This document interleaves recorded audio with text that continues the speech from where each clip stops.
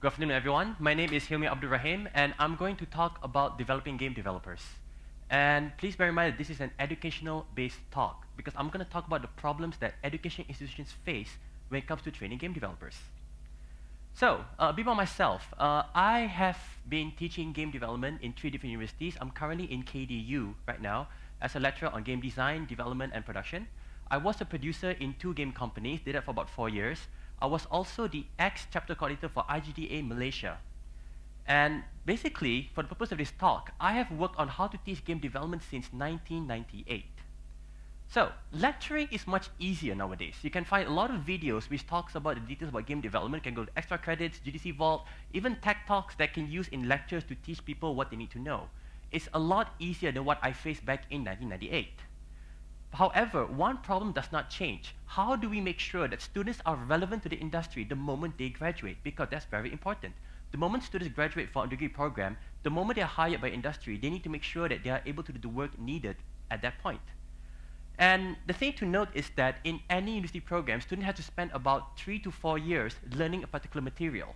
The problem is that the material, the syllabus, has to be prepared and approved before the course runs.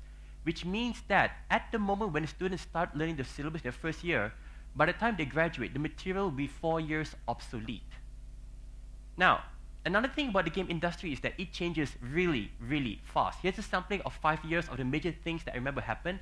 In 2006, the Wii came out, and it challenged the idea that you need very powerful specs in order to succeed in the console market. 2007, the iPhone came out, which is an okay thing, but the App Store came out and changed the way people can publish games. And it really changed the way how people think about how they can get games out to the public. 2008, Facebook gaming became prominent, so people had to think about how to create social games using Facebook. In 2010, motion-based game became popular due to devices by Sony and Microsoft, which led to newer motion-based devices coming out this year. And in 2012, Double Fine got success in Kickstarter, which showed a new way for people to develop games. Everything I mentioned here changed the way people think you should make games. There are other things as well, but the thing to note is that since I said that the syllabus in university is established and what the students learn become obsolete within 4 years, how do you deal with an industry where great changes happen within 2 to 3 years? When you're in a game development company, you will see meetings like this, where people in the upper management sit down together and discuss, how are we going to deal with what's coming next? When the iPhone came out, my bosses were wondering, should we get on the iPhone bandwagon? When Facebook game became popular, my bosses were wondering, should we get on Facebook? And the discussions are always about where should they steer the companies? Where can they take them in order to make sure that they will always be profitable? And the problem is that for the universities, in order to make sure the graduates are relevant to the industry, we have to anticipate what industries will be worrying about 4 years in the future. And that's not an easy thing. The thing to note here is that if you are a university and you're trying to chase changes, it will be a very expensive game. You're trying to figure out what is the next development kit you got to buy, what is the next hardware you got to focus on, where are you going to send your next staff to train for the next new thing they have to learn, and it costs a lot of money, it costs a lot of effort. It is not a good way to go. So, what I'm going to cover are basically solutions in teaching game development students that do not change over time. Because the idea here is that if these solutions are applicable, you don't have to worry so much about changing material, you just stick to this, and this, ideally, will always work. So, before we go further, let me point out the elephant in the room, the big thing that people usually ignore, especially in education institutions. You do not need to go to a game development school to do game development. We know the people who are very, very successful in the game industry, Sid Meier, Will Wright, Shigeru Miyamoto, and you can bet these guys didn't go to game dev school because these schools never existed in the world until the late 90s. Somehow, they figured out how to do it, and figure out how is very important. There is an article by Daniel Cook, the maker of Tripletown, in Gamma Sutra, where he talked about the history of game development. And one quote that he mentioned stuck out, because he described game developers that came to be about 20 years ago. This is how he described them. Game developers, according to him, were started by the Misfit Society, the odd creature that loved art, tech, and expression, who will not fit in any other jobs.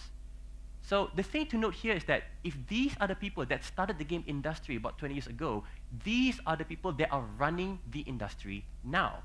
And the way they learned back then is the way they framed future game developers. So the thing is, because these guys were misfits when they were young, because these guys tried hard to learn how to make games, they know how hard it is to actually teach people how to make games and how hard it is to learn. Therefore, whenever they meet people that want to make games, they are always willing to help. This is Game Inc. It's a project started by a government of Malaysia, where we bring in young people who want to make games, and we ask for people in the art industry willing to come and help. What you see here is a collaboration of 6 different universities and game companies willing to sit together and to help guide the students. So, one thing you need to do, especially if you're an education institution, you need to get students connected with game developers. Note that I did not say lecturers connected to game developers. I said students. Because one of the most important skills students need to learn is how to network. You want to bring them into situations like Casual Connect, for example, and IGDA meetings so that they meet with developers. And because these developers are willing to help these students, they will take the time to point out what they should do, even in the middle of a McDonald's restaurant. Now, there is a problem with that approach that we need to be aware of. Students are generally unskilled communicators. They have not learned how to talk with adults regularly. They are still unsure of themselves. They have to build courage in order to talk in public. Therefore, it's hard for them to communicate in a very open situation, especially so if they are artists and programmers, because these are people that have chosen to express themselves in non-conventional ways, which means that if you put them in a regular business-like communication setting, they tend not to do well. That's another facet of the problem. Game developers are happy to meet people who want to do games. What they're not happy are meeting people who obviously have not started looking into the problem. They want to meet a developer and ask them, so how do we start game development, what software do I use, and so on, which implies that they have never went to Google and researched on their own. Game developers are happy to help, but they want to meet people who have helped themselves. This is Eddie Kajang. His name is Eddie Zahid, and he put a posting on the IGDA in Malaysia where he basically posed a simple question, can I borrow a computer? So that's a comment that nobody will pay attention to because it's just a very odd statement. The thing is, I was the IGDA chapter coordinator at the time, and my ex-student, Buzz, wanted to meet this person, and then he came back and told me, this guy is worth meeting. And when we met him, we found out what kind of person he is. He has done game design on paper. He has a folder where he has outlined game levels in pencil, even up to the point of coming up with a business plan with detailed pricing of various items. Yes, it's faded out because it's all done in pencil. Even UI layouts, art, level design. He has 5 folders like this. He detailed art, code, design, and business plan all done in pencils. He did this simply because his computer broke down and he couldn't afford a new one. When you meet someone like this, when he brings this amount of work into a game development meeting, you know this guy really wants to do game development. And all he needs is just a little help in the right direction. So this is who Jay McConaughey pointed out in the 2010 TED Talk as the super empowered hopeful individuals. Because you have to keep in mind, how is it possible that someone would consider, okay, I don't have a computer, I want to make a game, I'm going to do everything on paper. You can bet that when he put code on paper, it doesn't work because he never compiled it. The art doesn't look right. The level design is not necessarily correct either, but he did not worry about that. He was very hopeful that as long as you put it on paper, it will work. And that is the key feature we're looking for. What Jay McConaughey pointed out were gamers who were super empowered, hopeful individuals. We are looking for game developers that maintain the gamer mindset. Because if you are empowered and hopeful, nothing should actually stop you from actually trying to make a game. Now, going back to the kind of people that game developers want to meet. In interviews, this is one thing that we are always looking for. We're not looking for people who are skilled in a particular language or skilled in a particular style of development. All we really wanted are good fundamentals. So we ask very basic questions to see whether or not they have actually practiced fundamentals. And fundamentals means that you have actually used them and you actually did stuff or projects with them. The point of fundamentals is that they allow you to adapt. The game industry changes the way they do development, it changes the platform, changes programming languages, and the 3D software quite a number of times. The thing is, if you know fundamentals, you can switch into any programming language without a problem because you understand how generally programming languages work. The same thing with 3D software. We have 3D people who are asking, should it go for Max, Maya, or Blender? It doesn't matter as long as you have the fundamentals. If you know how generally 3D software work, you can jump into any 3D applications. That's the point of knowing fundamentals. The thing is, we do have schools who focus on exams, and they want to show the success of students by CGPAs. Unfortunately, these are very poor ways to measure development ability because they actually test on the ability to memorize and regurgitate points. For example, here is a project created by students. They are my students who are in the IT program, and they are the people who will not succeed in the exams. Let me show you what they did.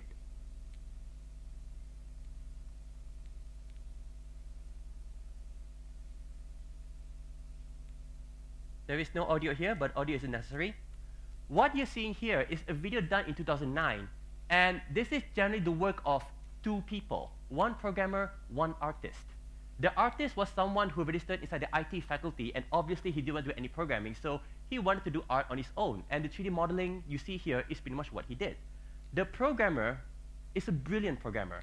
Unfortunately, he does it the proper programming way, where he understood how programming works. So he never memorized any of the keywords, any of the phrases in any particular programming languages, which means he doesn't do well in exam-based courses. The thing is, these two guys have started their own gaming company. They are in highly demand by any game company because they can do the job.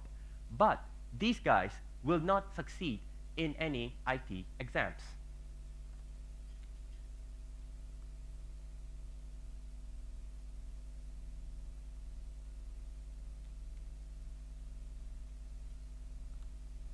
So, when I discovered the situation, I had to think about what is the best way to show the ability of someone to do game development. And what I arrived in is point number 2, proof by portfolio.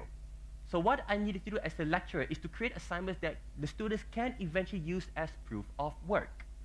And this has been done in many fields, in many ways. Programmers, for example, some of them decide to go on the demo scene where they show what they can do in programming. The point here is that you can run a program, and the program will showcase what is it a programmer can do. And this is a portfolio, meaning that it shows, hey, this is what I can do. Artists have used portfolios all the while. What I'm pointing out here is programmers can use portfolios as well. And when you show portfolio to someone, you're telling people, this is what I can do. Check me out. So this leads to a situation where when you have something that you can show, you can go and do a presentation for people to see the work. What I did when I was starting game development courses, I realized that there is a need to get the students to show their work into the industry people. So I did something called a game showcase, where I told the students, hey, you have 1 year. In the end of that year, I'm going to invite industry people to see what you can do. So you need to make sure whatever you did is presentable to them. They knew the requirement, therefore they made their projects in such a way that they can present it to the public. Which leads to point number 3. In order to be able to do presentations to the public or any open sessions, you need to emphasize completion and the ability to show work. In other words, whatever work that you do, it has to be packaged in a way that's presentable. This is actually very natural for artists because whether you do 2D artwork or 3D artwork, in the end, you are showcasing to people. But this is a mindset that needs to be adapted to other fields, especially programming and design.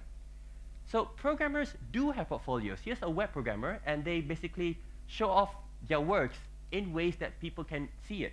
The point here is that the works are packaged. Like any programmer that learned how to show Hello World in the program, whatever you do in programming has to be adapted so that people can view it.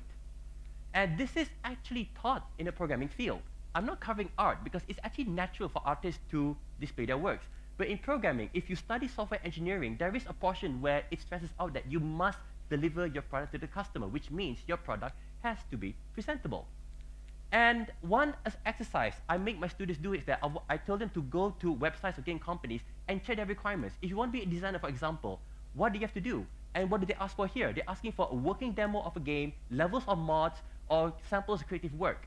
Now the thing is, you can do any of these, but in order for the company to actually check them out, it must be packaged for them to view it. Which brings to point number 4. Whatever you do as an assignment, you have to bear in mind that games are made for others to try out. So whatever you're doing, you must have the goal that anything you make has to be viewable and playable by others. This is reflected in a new mindset, not that new actually, I learned about this in 2006, called Agile Development, where instead of planning a waterfall model where you plan your whole project and finish it to the end, you create your program in terms of slices and you create fully functional features, and at every iteration you make sure that the program works. Works meaning that it is displayable to people. And this has been done in the olden times. Ron Gilbert, there is an article that was posted on Kotaku where he talked about how he would do game development again. And he said that when he was working on Scum, they were in a situation where they have a funny idea during lunchtime, and that feature will be in the game in the afternoon. In other words, he is doing rapid iteration. He is showing completed work the moment you got the idea and complete it within one day. So completion means that people should be able to test the work out. There is this standard development for websites called usability testing because they worry about how people can actually use their websites. So they create a situation where the developer can see someone using the website, but they cannot interfere with the developers. They can comment like, no, this is not how you do it. They have to be aside. So they can see how the users do not understand how to use the website. And when you apply it to game development,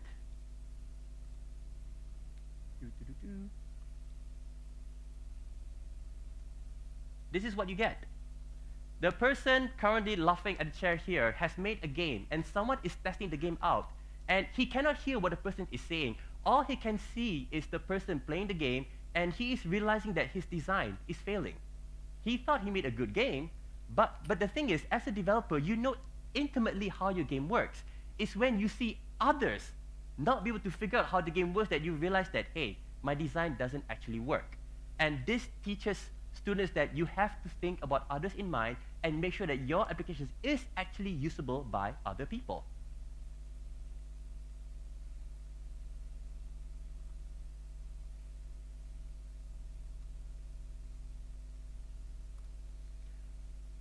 Point number 5, you have to train students to be independent.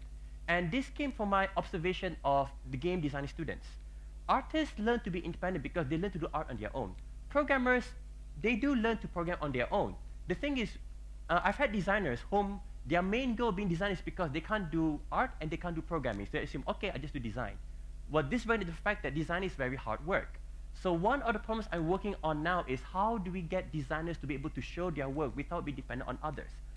This goes down to a very fundamental idea.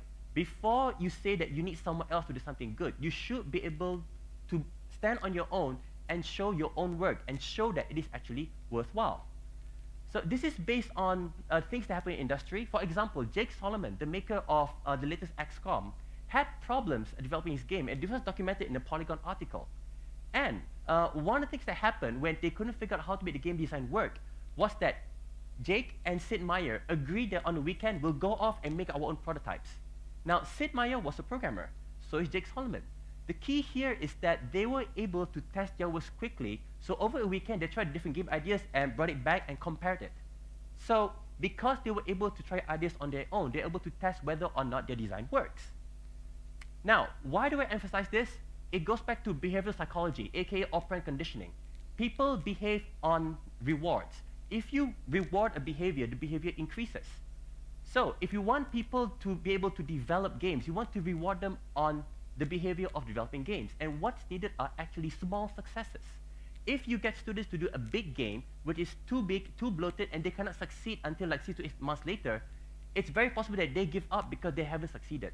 But if you make them do very small things and show them how they succeeded, they'll feel better, they'll feel reinforced, and they will work harder to do bigger things. So if I have designers who basically cannot program, what I make them do is that they have to come up with ways to actually test their games. So when they do board games, they have to basically do it by themselves, go out to a board game cafe, and actually show it to people, see if people can get it. And because they were able to make the games on their own without help, they're able to test the games and to see whether or not it works.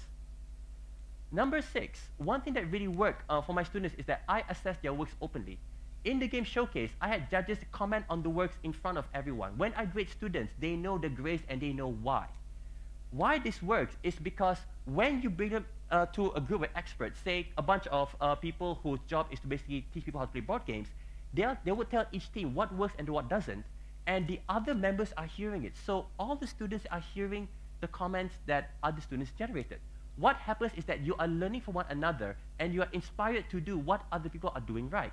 So open assessment actually reinforces development behavior where each student is observing how other students are doing well and they say, yeah, I want to do that next time. Number 7, we need to give guidance on what success is in game development. Not all students played all games. Not all students play console games and PC games and mobile games and arcade games.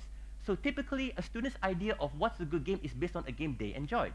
So we can get, for example, people who play Modern Warfare and their view of a good game is essentially Modern Warfare. And what I do is show them different games and tell them, hey, you can enjoy a different game and you can try Peggle and admit the fact that you will enjoy a game with rainbows and unicorns. They will laugh at the idea, but when they try it, they do have fun with the game. Because the thing is, before you decide to make a game, especially if it's a project, you have to decide what is a game. In typical game judging sessions, there were questions like, okay, what is the story behind the game? How many characters you have in the game? What are the stuff that is really fun about your game? And if you base it on AAA games, you will have problems because the standard there is quite high. The thing is, if you compare it to games like Fingal, which has no character, probably no story, but it has a very simple idea of getting people to interact with each other with their fingers, you realize that this is a very fun game, but it's not a game that comes to mind if you base it on standard successful games. So it comes down to what I call guiding principles. When I was in the States as a student, I was studying in engineering faculty, which was teaching computer science. And one of the things that they taught at the beginning was something called guiding principles. The idea is that it doesn't matter what you learn in your second year, third year, fourth year in university. Those are complications.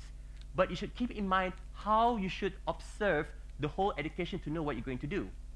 Since I was in the engineering school, I learned the engineering guiding principle. And the principle is that any problem you get is solvable by utilizing the resources around you. And all you have to do is understand how the resources can be used. So whether you're a material science engineer or whether you're a chemical engineer, you just need to know the resources, understand how they work, and apply to solve any problems given to you. I was learning computer science. So this is a programmer's guiding principle. Every problem has a solution. You just assume that. You just assume they can find a solution. And that solution can be broken into steps, and the steps can be implemented in a programming language. Note that it doesn't matter what language it is. As long as you can break it into steps, those steps can be converted into lines of code that can work on any particular programming language you choose. The thing is, ever since I came to Malaysia, I haven't heard of the same idea in arts or the way things are taught here. So I have to come up with a guiding principle to guide the students. And this is my theory. It's not proven. I haven't really tested it. But what I believe in is that how students should think about games is that it should be something that they can offer as an entertaining, interactive experience that is deliverable within the limitations of the resources you have. Because if students compare what they can do within 3 months as an individual compared to a multi-million-dollar project, which takes about, say, 2 years and $100 million US, they won't be able to succeed. Even when you consider mobile development, you hear projects that take 6 months, about 8 months, and they take about 4 to 6 people. It's not comparable to the limitations you have. Students have to bear in mind that they are usually 1 or 2 or 3 people, and they have 3 months while doing other classes. That's the limitations. They just have to deliver within those limitations. So let me show you an example. This is an student assignment that was done, and the limitation was he has to do it in 2 weeks. And because it's a 2-week project, the scope is very, very small. All I asked him to do was to come up with a demonstration of the ability to shoot bullets in a shoot 'em up. So this is all it is. I basically click the mouse to actually change the kind of bullets that will come out. And the bullet is always aiming at the mouse. So different bullets every time. Let's see, it's not B pattern 4.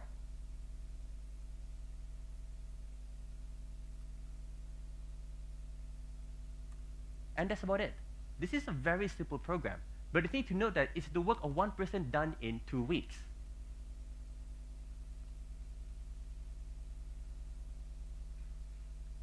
Is it a complete game? No. But it shows that a person can effectively implement a slice of game development within 2 weeks, meaning that if you give the person more resources and more time, he'll be able to do more. So the idea here is that because I gave him the guidance on how to make something that can represent success in game development, he is able to implement that. I assess the work openly so they know whether they're doing right.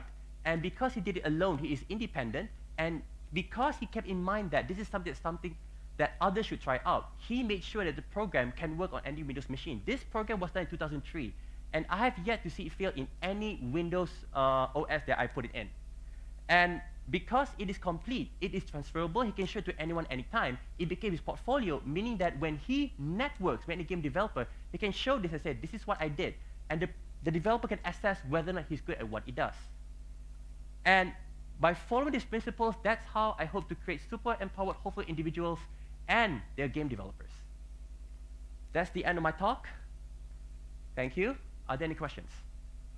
We don't have time for questions. Okay. Sorry.